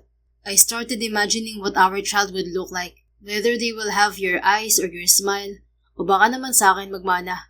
Those kind of thoughts. I started looking forward to the future. Kasi mula nang mawala si Kuya Garrett, it felt like I lost all drive and reason to plan for anything. Noon nakala ko, it was enough for me to just keep the company running smoothly and to make sure Mom stays healthy. Pero kahapon nang malaman ko na magkakaroon ako ng anak, parang nabuhayan ulit ako. I found a new reason to wake up every morning and work hard to be a better person. So, thank you Raquel for bringing back the color in my life. Napatitig na lang ng mariin si Raquel sa mga mata ng binata na masuyuring nakatingin sa kanya. Hindi niya inakala na ganon ang naging epekto ng pagbubuntis niya sa buhay ni Gael. Masaya ang kanyang puso sa mga sinabi nito at mas masaya siya dahil nararamdaman niyang sinsero ito. Salamat din Gael. Kahit anong mangyari pagkatapos ko manganak, masaya ako na ikaw ang naging ama ng magiging baby ko. Sabi mo nga, gusto ng mami mo na magkaroon tayo ng relasyon at magpakasal. Kaya nga ako nandito. Pero hindi rin kasi natin masasabi ang kahihinatnan ng lahat ng to. At kung ako ang tatanungin mo, hindi ka mahirap mahalin, Gael. Hindi mahirap na mahulog sa'yo. Isang nakakalokong ngisi ang kumawala sa mga labi ng binata. It's nice hearing those words from you, Raquel. Ikaw din naman, hindi ka mahirap mahalin. Kaya nga para sa akin, okay din ang suggestion ni Mommy na kilalanin natin ang isa't isa. It takes time, I know. Hayaan natin ang panahon at puso natin ang magpasya. Basta ngayon, si baby muna at kalagayan yung unahin natin. Napaiwas tuloy siya ng tingin. Tila matutunaw na kasi siya sa mga titig ni Gael. Ngayon lang yan, kaya namnamin mo na. Bukas at sa mga susunod, wala na yan. Alam mo naman kapag buntis, madalas pa iba-iba ng mood. Minsan masaya, minsan naman biglang nalulungkot o naiinis na walang dahilan. Huwag ka mag-alala, Raquel. I'm mentally ready for that. Kahit 10 beses mo pa akong sungitan sa isang araw, at kahit gaano pa kasama ang ugali mo, tatanggapin ko lahat. Sabi mo yan ha? Oo naman. Basta para sa magiging baby ko, kakayanin ko lahat. Anang binata at marahan na hinawakan ng kanyang tiyan. Nagulat si Raquel sa ginawa nito ngunit hindi siya umangal. Nanatili lamang silang nakatitig sa isa't isa. Batid ni Raquel na yun na ang umpisa ng unti-unting pagkahulog niya sa binata at hindi niya nais na iwasan yun. Lumipas ang 2 buwan, naging libangan ni Raquel ang pag-aalaga ng mga halaman sa malawak na garden ng mansyon. Palagi siyang sinasamahan ni Gael sa pagpapacheck up sa kanyang doktor. Maayos ang nagiging resulta ng kanyang mga test. Malusog ang kanyang baby at walang nakitang komplikasyon. Gael, ito na pala yung baon mo. Wika ni Raquel habang inaabot ang isang paper bag sa binata. Lunchbox ang laman nun. Maaga siyang gumigising tuwing umaga upang ipagluto ito ng pagkain. Hindi man sila mag-asawa, ginagampanan niya ang gawain ng isang may bahay. Isa pa yung wala naman siyang ginagawa sa mansyon palagi. Naiinip siya kaya nagpupumilit siya na ipagluto man lang ito. Wow, thank you. Hindi pa rin nawawala ang supply ng bawon ko araw-araw. Nakangiting wika ni Gael matapos tanggapin ang inabot niya. Nilapitan niya ito at inayos ang suot nitong necktie. Napatitig naman sa kanya ang binata dahil sa ginawa niya. Hindi na niya pinansin ang pagkalabog ng dibdib. Sanay na siya roon. Gusto ka lang talaga na ipagluto ka ng masasarap na pagkain sa umaga para naman kahit pagod at stress ka sa trabaho mo, maamoy mo lang ang luto ko, makakalimutan mo na lahat yun. Nakangiting wika niya. Be careful, Raquel. Baka masanay ako. Hahanap-hanapin ko to kapag nanganak ka na. At kapag nagdesisyon ka nang umalis dito sa mansyon. Napangiti siya at tinaasan ito ng mga kilay. Tingin mo aalis pa ako dito? Lumiwanag ang mukha nito. You're not planning to leave? Pag-iisipan ko pa. Depende rin kasi kung gusto mong magstay ako rito. Of course, I want you to stay here with our baby. Papayag kaya ang mami mo na magstay ako rito kahit pagkatapos ko manganak? Gustong-gusto pa naman na ikasal tayo. Kaya lang, paano mangyayari yun? Wala nga tayong romantic relationship. Tatalikuran na sana niya ito, ngunit hinatak siya nito sa braso upang humarap ulit. Seryoso na ang mukha ni Gael habang mariing nakatutok ang mga mata sa kanya. So, walang meaning ang pagluluto mo para sa akin araw-araw? All of your efforts to take care of me, wala lang yun para sa'yo? Napalunok ng mariing si Raquel. Gael? Answer me, Raquel. Ano bang tingin mo sa akin? Ayaw mo ba talagang buksan ang puso mo para sa akin? Nanlalambot man ang mga tuhod dahil sa tindi ng tensyon na nararamdaman, nakipagtagisan siya ng tingin sa binata. Ikaw, ano bang nararamdaman mo para sa akin, Gael? Ginagawa mong lahat para sa akin. Hands-on ka sa lahat. Sa pagpapacheck up sa akin, sa pagbili ng mga pagkain na gusto ko, sa pagpapangiti sa akin. Kaya ikaw ang tatanungin ko. Ano nga bang laman niyang puso mo ngayon? Total naman, nandito na tayo sa usapan na to. Bakit hindi na lang tayo maglabasan ng sikreto? I thought you already know exactly what I feel about you. But it turns out, hindi mo pa pala alam. Ano bang akala mo, Raquel? Na ginagawa ko lang lahat ng yun dahil lang sa buntis ka? Ano pa nga ba? Hello? Buntis ako sa anak mo, kaya malamang sa malamang, ganun ang iisipin ko. Magiging tagapagmana mo kaya si baby, kaya alam kong dahil lang sa kanya, kaya inaalagaan mo rin ako. Napabuga ito ng hangin at napahawak sa batok. Wow, grabe. Hindi ko alam na ganyan ka talaga kamanhid, Raquel. Ano ba kasi yun? Huwag mo na akong gawing manghuhula, pwede. Tandaan mo, hindi ako pwedeng ma-stress. Nakikita mo ba't ang umbok sa tiyan ko? Anak mo ang nasa loob nito. Ayaw mo naman siguro na pati siya ma-stress sa kakaisip. You don't have to overthink about my actions towards you, Raquel. Okay, siguro kulang ako sa salita. Hindi ko nilinaw sa'yo.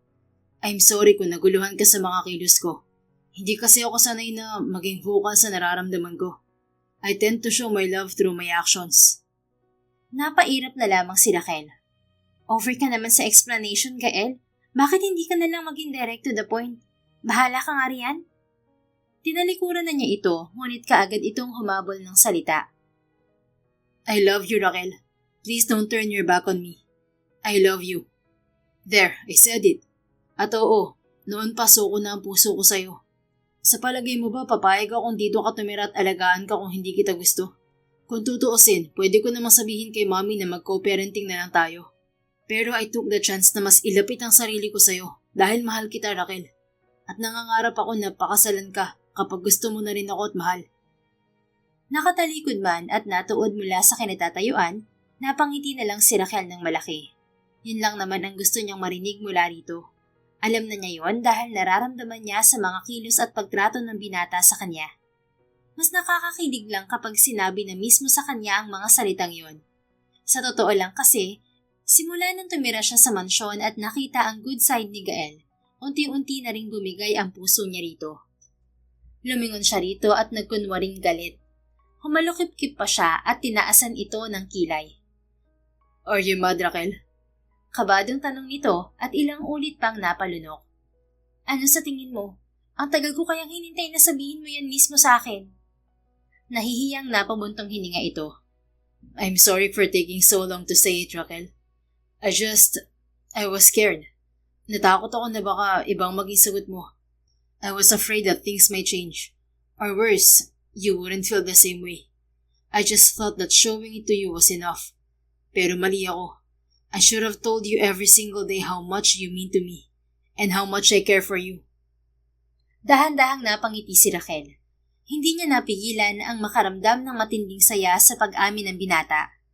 Inangat niya ang kanyang mga kamay at hinawakan ang magkabilang pisngi nito. Bakas ang takot at pag-aalinlangan sa mga mata nito. Takot sa maaaring isagot niya. Isa ka rin palang manhid, Gael, ni hindi mo naramdaman na sa bawat pabaon kong pagkain sa iyo araw-araw, kasama na ron ng mga mensahe na magpakabusog ka, mag-iingat ka palagi, at mahal na mahal kita. Kasi naman, hindi ko alam kung paano ko ipapakita sa iyo yun. Natatakot din ako na baka hindi mo ko masuklian. Nakakainis lang na pareho lang pala tayong natatakot na magtapat sa isa't isa. Nanubig ang mga mata ng binata, ngunit napangiti ng matamis. Ngayon lamang niya nakita ng ganon ka-emosyonal ang binata. Oh, bakit ka naiiyak, Gael? Para naman kitang napikot niyan. Para kang nagsisisi na nabuntis mo ko at napunta tayo sa sitwasyon na to. Natatawang biro niya. I will never regret a single moment, Raquel.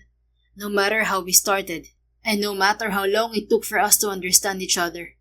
What matters is that you are here with me now. Na alam ko na pareho tayo ng nararamdaman. Minsan talaga, hindi pwedeng puro sa kilos ng pinapakita, no? Ang tagal nating pinaghintay ang isa't isa. Hayaan mo na. Worth it naman ang lahat. At least, hindi natin minadali, di ba? Nagamit din natin ang oras na yon para mas maging sigurado tayo sa nararamdaman natin. Kaysa naman magpadalos-talos tayo at mauwi lalo sa disaster ang lahat at... Natigil siya sa pagsasalita nang bigla siyang hinatak ni Gael sa braso at kinulong sa mga bisig nito. Nagulat man, napangiti na lang siya at napapikit. Nagsumiksik siya sa dibdib nito. I love you so much that it scares me sometimes, Raquel. The thought of losing you, or you leaving me, it's the only thing that keeps me awake at night. Palagi ako natatakot gabi-gabi na baka magdesisyon ka na lang bigla na umalis kasama magiging anak natin. Ayoko mangyari yun, kaya ginagawa ko lahat para hindi mo maramdaman na nagkukulang ako sa'yo. Napangiti siya habang inaamoy ang bango ng lalaki. Hindi ako aalis, Gael. Ito na ang tahanan ko. Kasama si Tita Alana. Kasama ka at ang magiging anak natin. Kumalas ito mula sa pagkakayakap sa kanya at tinitigan siya sa mga mata. Can I kiss you? Nag-init ang pisngi ni Raquel. Naalala niya na yun ang tinanong sa kanya noon ni Gael bago may nangyari sa kanila. Dahan-dahan siyang napangiti. Imbes na sumagot, tumingkayad siya upang abutin ang mga labi nito. Ngunit nagulat siya dahil sinalubong nito ang mga labi niya. Tila nabasa na nito ang kanyang balak. Walang kasing tamis ang halik na ginawad nito sa kanya. Puno yun ng pag-iingat at ng pagmamahal. That was good. Nakangising wika ni Gael nang maghiwalay ang mga labi nila. Mas maganda kaysa nung una? Yes, because I know that after this, you're going to be officially mine. Kinikilig na napangiti na lang si Raquel. Hindi na tuloy niya napigilan ang maging emosyonal. Natupad na kasi ang isa sa mga pangarap niya, ang magkaroon ng isang lalaking magmamahal sa kanya kasama ang kanyang magiging anak. Mabilis na lumipas ang panahon. Hindi na nila naitago sa ina ni Gael ang kanilang relasyon. Masayang-masaya ito sa nalaman. Wala na ring pagsidlan ang saya ni Raquel ng mga anak siya. Isang malusog na sanggol na lalaki ang mas nagbigay ng kulay sa kanyang buhay. Ngayon nga ay nakaupo si Raquel sa hospital bed. Yakap niya sa kanyang bisig ang anak na natutulog na mahimbing. Lumapit si Gael at umupo sa gilid ng kama. Hindi nito maalis ang tingin sa mukha ng kanilang anak. May kislap ng luha sa mga mata ng binata habang hinahaplos ng dahan-dahan ang maliit at malambot na kamay ng sanggol. Ang gwapo niya. Kamukhang kamukha mo, Gael. Nakangiting wika ni Raquel habang nakangiti ng malawak. Nagangat ng tingin sa kanya ang lalaki. Bakas ang matinding saya at pagkamangha sa muka. Hindi, mas kamukha niya ang mami niya. Look at his eyes, para mga mata mo lang din. Ang hugis ng mukha niya, ikaw na ikaw din. Natawa ng mahina si Raquel. Ingat na hindi magising ang natutulog na anak. Sige na nga, aakuin ko na yan. Total, ako naman ang nagdala sa kanya ng 9 na buwan. Napangisi si Gael at masuyong hinaplos ang kanyang pisngi. Tinitigan nito ang kanyang muka. Thank you, love. Thank you for everything you went through just to bring our baby into this world. You have no idea how worried I was. Hindi ako mapakali kanina habang nagle-labor ka. Hindi ko alam na ganun pala kahirap manganak ang isang babae. And because of that, mas lumaki ang respeto at pagmamahal ko sa'yo. You're such a strong woman, love. At ngayong nakikita ko kayong parehong ligtas at nasa tabi ko, I just feel so alive. I could never ask for more. Kinumpleto niyo ang buhay ko. Kayo ng anak natin. Napangiti si Raquel. Natutuwa siya na nakikita nito ang kanyang mga sakripisyo upang maipanganak ang kanilang anak. Nakangiti niyang inilapit ng kaunti ang kanyang anak kay Gael. Kargahin mo si baby, love. Mukhang kanina mo pa siya gustong hawakan eh. Nag-alangan man si Gael, pero halata ang pananabig sa mukha nito.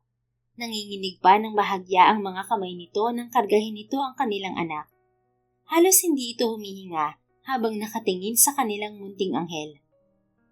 May naisip ka na bang pangalan niya? Tanong ni Gael habang nakangiting nakatitig sa anak. Gusto ko sana ng kapangalan mo. Gael Elizondo Jr. Really? Isusunod mo sa pangalan ko? I like that. Thank you, love. Oo naman. Siya ang panganay natin kaya alam kong ikakatawa mo kung junior mo siya. Napangiti siya lalo habang tinititigan ang kanyang mag-ama. Lahat ng sakit na naranasan niya sa panganganak ay tila naglaho na parang bula dahil sa nakikita niya ngayon. Masaya ka ba, Gael? Tanong pa niya rito. Of course, I am more than happy. Alam mo ba dati, hindi ko talaga inisip na magkakaroon ako ng sarili kong pamilya. Dati kasi, my whole life revolves around work, company, and looking after mom. I honestly thought hanggang doon na lang ako. Pero nagkaroon tayo ng pagkakataon na magkakilala. Magkalapit. Masyadong naging mabilis ang pangyayari sa ating dalawa noon. But look at us now. You gave me a reason to rush home at the end of the day. A reason to work even harder. A reason to become a better man, love. Masuyo nitong hinawakan ng isa niyang kamay at nagpatuloy salita niya. You two are my biggest blessings, Raquel. Ikaw at ang anak natin. Lahat ng hirap, lahat ng takot, lahat ng paghihintay. Narito man tayo at natakot sa nararamdaman natin noon. It was all worth it. Every bit of it. Napuno ng luha ang mga mata ni Raquel habang nakikinig. Inabot niya ng dahan-dahan ang mukha ni Gael at hinaplos to. Hay nako, gusto mo talaga akong paiyakin. Pero tingnan mo, paiyak ka na rin. Mauunahan mo pa ako. Mas emotional ka pa kaysa sa akin. Pabiro niyang wika. Napatawa ng mahina si Gael habang pinupunasan ang mga luhang kumawala sa pisngi nito. I'm sorry. Hindi ko lang mapigilan. Sobrang masaya lang ako. I guess it's because I've never felt this kind of joy before. So thank you for making me experience this, Raquel. Asus, puro ka thank you. Ako rin dapat mag-thank you sa'yo. Ang tagal mo rin tiniis ang ugali ko habang nagbubuntis ako. Pero hindi mo ako sinukuan, kaya thank you ng marami. Ngumiti lamang ito at dahan-dahan na ibinalik sa kanyang bisig ang kanilang anak. Yumuko ito upang dampian siya ng halik sa kanyang noo. Sunod ay sa kanyang mga labi. Mahal na mahal ko kayo. Hindi ko kayo pababayaan. Pangako yan. Ikaw at ang anak lang natin ang magiging mundo ko, Raquel. Ngumiti siya, isang ngiting puno ng kapayapaan. Napuno siya ng pagmamahal na kailanman ay hindi mapapantayan ni Numan. Maya-maya, humiwalay sa kanya ng kaunti si Gael at may binunot mula sa bulsa ng pantalon nito. Nang itaas nito ang kamay, kumislap ang isang magandang singsing na may maliit at makinang na bato sa gitna. Nanlaki ang mga mata ni Raquel at napahawak sa kanyang bibig. I'm sorry kung biglaan to, pero hindi na ako makapaghintay, Raquel. Gusto ko sana na mag-propose sa'yo kapag naka-recover ka na, para madala kita sa magandang lugar. Pero naisip ko, hindi ko na kaya maghintay pa. Gustong gusto ko nang malaman ang sagot mo sa itatanong ko. Bumuntong hininga muna ito at nanginginig ang boses na nagpatuloy. We may not have the smoothest or most perfect start, But look at how everything turned out for us. May isang pamilya na tayong matatawag. You gave me my greatest blessing, our son. Kaya sana, sagutin mo ng buong puso itong itatanong ko sa'yo, love. Naluluhang tumango siya dito. Halos lumabas na ang kanyang puso dahil sa pinaghalong kaba at sayang nararamdaman. Love, are you ready to be officially mine? Are you ready to be my wife? My partner for life? Will you marry me? Hindi na napigilan ni Raquel ang mga luhang walang tigil na pumatak mula sa kanyang mga mata. Tumango siya ng paulit-ulit. Halos hindi na siya makapagsalita dahil sa sobrang tuwa at matinding emosyon na nararamdaman. Yes, oo naman love. Pakakasalan kita. Mahal na mahal kita eh. Madramang sagot niya habang inaabot ang kanyang kamay. Tinawanan siya ni Gael. Nanginginig ang mga daliri nito habang isinusuot ang singsing sa kanyang daliri. Nang mailagay na yun ng maayos, niyakap siya nito ng mahigpit at hinalikan sa noo at sa mga labi. Hindi pa man nakakabawi si Raquel ay bigla nang bumukas ang pinto ng hospital room na kinaroroonan nila. Kaagad silang naghiwalay ni Gael at sabay na napatingin sa pintuan. Naroon at nakatayo ang ina ni Gael na gulat sa nadatnan. Tita Alana, nakangiwing bati ni Raquel. Napakurap-kurap ito sa gulat. Ngunit maya-maya lang ay lumipat ang mga mata nito sa kanyang anak na hanggang ngayon ay tahimik na natutulog. Kaagad itong lumapit sa kanya habang nakatutok ang kamay sa bibig. Oh my, look at my apo. Pwede ko ba siyang kargahin, Raquel? Don't worry, nag-alcohol ako. Opo naman po, tita. Nakangiting sagot niya. Dahan-dahan itong kinarga ang apo. Nagising tuloy ang bata at nag-umpisang umiyak. Nagkatinginan silang dalawa ni Raquel at parehong napangiti. Tila nakalimutan na kasi ng ginang ang nakita nitong ginagawa nila nang pumasok ito kanina. Oh no, I'm sorry baby, Granny's here. Malambing na wika nito sa kanilang anak habang marahang hinihele. Tumahan naman agad ang bata, mukhang naging komportable agad sa lola nito. Nang araw ding yon ay sinabi nila sa ginang na engaged na sila ni Gael. Tuwang-tuwa ito sa nalaman at sinabing ito na ang mag-aayos ng kanilang kasal, habang nakatuon ang kanilang atensyon sa pag-aalaga at pagbibigay ng pagmamahal sa kanilang anak. Sa sumunod na taon, ginanap ang kanilang kasal ni Gael. 8 buwan na ang kanilang anak. Emosyonal si Raquel nang sabihin niya ang kanyang vow sa harap ng altar. At ngayon, si Gael naman ang nagsasalita. Mas lalo siyang napaluha sa saya. I've known you for almost 10 years now, Raquel. Sa 8 taon, hindi tayo nag-uusap. I just know you kasi personal assistant ka ni Mommy. And then, it happened. Gael Jr. happened. Umiiyak man ay natawa na lang si Raquel. Ganon din ang mga bisitang naroon sa kanilang kasal, kabilang ang kanyang tita Alana na napailing na lamang sa kalokohan ng anak. After that night, hindi na kita nakalimutan. Palagi kitang hinahanap kapag nakikita ko si Mommy kasi alam kong palagi kayo magkasama.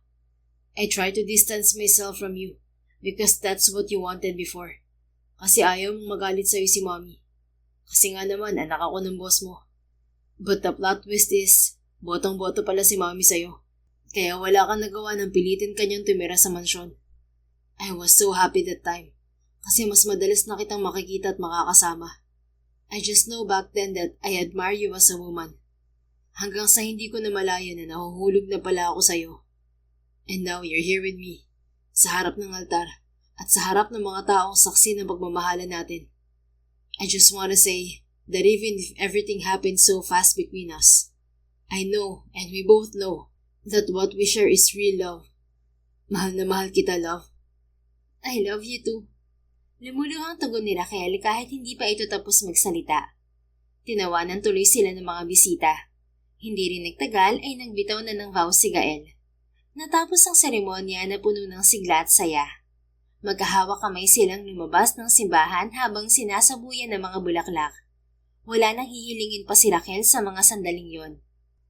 Lumipas ang maraming taon. Hindi na sila muling nagkaanak pa ni Gael. Kaya naman, nagbalik na siya sa pagtatrabaho sa kanyang biyenan. Sakto rin kasi na nag-resign na ang personal assistant nito dahil uuwi na ng probinsya. Masaya si Raquel na nakabalik siya sa kanyang trabaho. Ngunit siniguro din niyang hindi niya mapapabayaan ang kanyang nag-iisang anak na noon ay 4 na taon na. Okay lang sa kanilang mag-asawa na sabihan siya magtrabaho dahil maedad na ito at kailangan lagi ng kasama. Saka na lamang siya tutulong kay Gael sa kumpanya kapag nagpasya na ang biyanan niya na magretiro ng tuluyan sa mga ginagawa nito. Sa tuwing umuwi si Raquel galing trabaho, agad napapawi ang pagod niya dahil sa mga ngiti at tawa ng kanyang anak. Lalo na kapag umuwi na rin galing ng opisina ang kanyang asawa na si Gael. Ay, ang asawa ko, pagod na pagod. Malambing na wika niya habang nakahiga na sa kama. Nasa gitna nila ang kanilang anak na mahimbing nang natutulog. Napapagitnaan man, nagawa siyang abutin ng asawa upang halikan sa labi. Nag-init ang pisngi niya at mahina itong hinampas sa balikat. Ikaw talaga? Pabulong na saway niya. What? Namiss lang kita, love. Napangiti siya ng malapad. Gabi-gabi naman tayo magkasama pero namimiss mo pa rin ako. Kung pwede lang kitang makasama palagi. Hindi naman pwede yun, love. E di nagsawa ka na sa akin. Ngumisi ito at muling dumukwang sa kanya. Hindi ako magsasawa sa'yo. Talaga? Talagang talaga. Pakis nga ulit. Hindi pa man siya nakakasagot ay ninakawan na siya nito ng halik. Napatili-tuloy siya sa gulat at nagising ang kanilang natutulog na anak. Mabuti na lang din at nakatulog ito ulit. Nagkatinginan na lamang sila ng kanyang asawa nang may ngiti sa kanilang mga labi.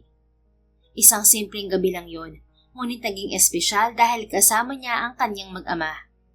Sino ba mag-aakala na makakabuo siya ng pamilya, kasama ang isang lalaki na hindi niya akalain na mamahalin din siya at mamahalin niya? Pwede palang magmahalan ang dalawang tao na noong una ay wala namang attraction sa isa't isa at nilalampasan lang ang isa't isa. Napapikit si Raquel habang nakangiti at yakap ang kanyang asawa at anak. Alam niyang marami pang pagsubok ang darating sa kanyang pamilya sa hinaharap, pero hindi na siya matatakot pa dahil batid niya sa kanyang sarili na minsan ang pag-ibig na nabuo mula sa magulong simula ay ang pag-ibig na tumatagal at mananatiling matatag hanggat magkasama, nagre-respetuhan, nagkakaunawaan, at higit sa lahat, nagmamahalan. The end. Kung nagustuhan mo ang istoryang ito, please don't forget to like, comment, and share it with your friends. Your support really makes a difference. Thank you and see you sa ating next story. Keep safe and be blessed.